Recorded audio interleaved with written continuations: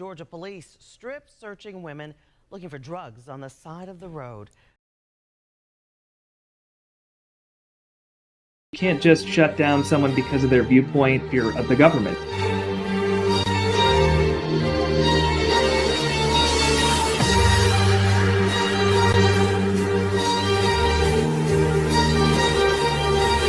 Two Georgia women say their private body parts were exposed to strangers.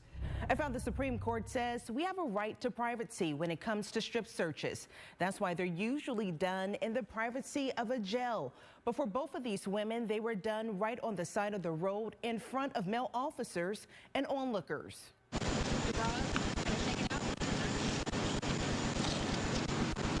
When you saw that video yourself for the first time, I cried. This Georgia woman who asked us to use only her first name, Cindy, says she will never forget what a Brooklet police officer did to her on the night of July 23rd, 2020.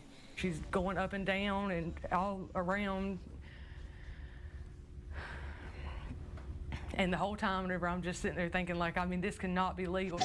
A dash camera video showing the moment. Cindy says Brooklet police officer Dee Estes conducted a full body cavity search on her in plain view of the public after deputies suspected Cindy of having drugs on her during a traffic stop.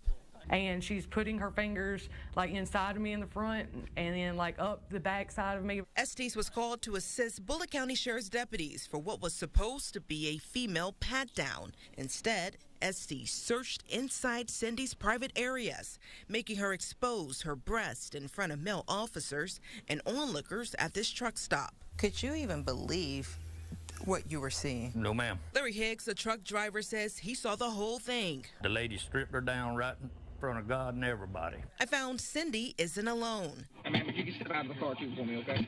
This woman who wants us to use only her first name, Lisa, Can you lean forward for me? says Griffin police officers strip searched her in August of 2021 after a traffic stop.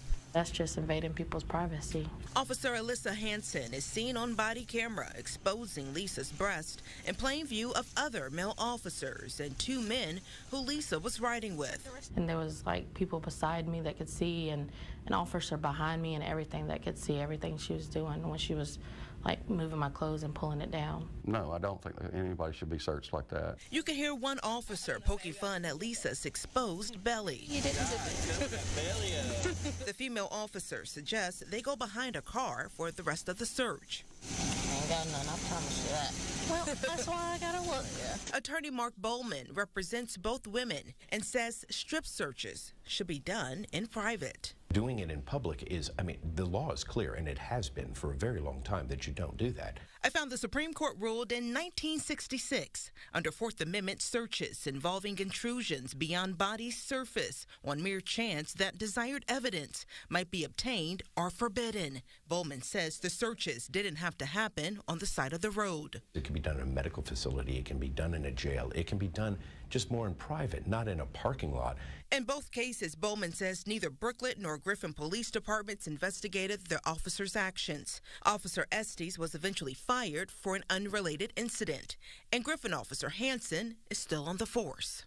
Hopefully, you know, it stops and it don't happen again to no one else. The officer found no drugs on Lisa. Cindy had an old baggie with some meth residue on her. So what can be done to hold officers accountable? Cindy filed a lawsuit and Lisa plans to file one as well. Griffin and Brooklet police and former officer Estes declined our request for comment, but in court filings, Estes said she acted in good faith. We reached out to Georgia Post, the agency that certifies police officers. It is now looking into both of these cases. You can't just shut down someone because of their viewpoint if you're of the government.